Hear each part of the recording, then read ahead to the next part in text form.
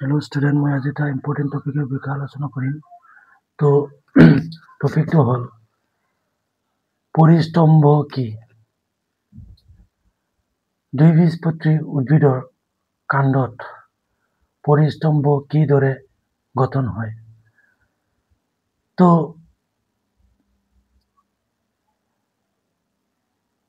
বল্কজন, বাহ্যবল্ক, বল্কষ্টক সমূহকভাৱে পৰিস্তম্ভ বুলি জনা যায়। এতিয়া সংবহন কেম্বিয়ামৰ কাৰ্যক্ষমতাৰ বাবে কাণ্ডৰ পৰিধিৰ বৃদ্ধি অবিৰতভাৱে যিদৰে বাঢ়ি গৈ থকাৰ লগে লগে বাহিৰৰ কৰ্টেক্স আৰু বহিঃস্থকীয় স্তৰবোৰ ভাঙি যায় আৰু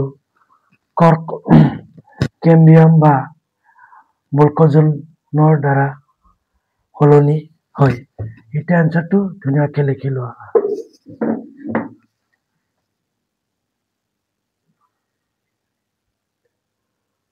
পৰিস্তম্ভ কি?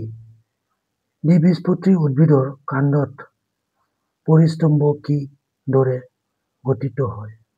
উত্তৰ: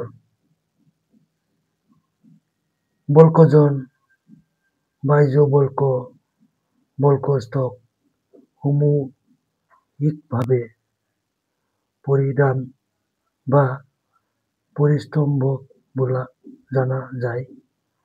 সংবহন কেম্বিয়াম কাৰ্যক্ষমতাৰ বাবে কাণ্ডৰ পৰিধিৰ বৃদ্ধি অবিৰতভাৱে যিদৰে বাঢ়ি গৈ থকাৰ লগে লগে বাহিৰৰ কৰ্টেক্স আৰু বহিঃস্থকীয় স্তৰবোৰ ভাঙি যায় আৰু কেম্বিয়াম বা বল্কজনৰ দ্বাৰা সলনি হয়।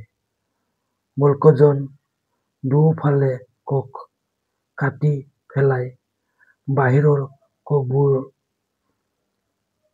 বাহ্যবল্ক পৃথক হয়, আনহাতে ভিতৰৰ কোষবোৰ বল্কষ্টকলৈ পৃথক হয়। এতিয়া এনচাৰটো ধুনীয়াকৈ লিখি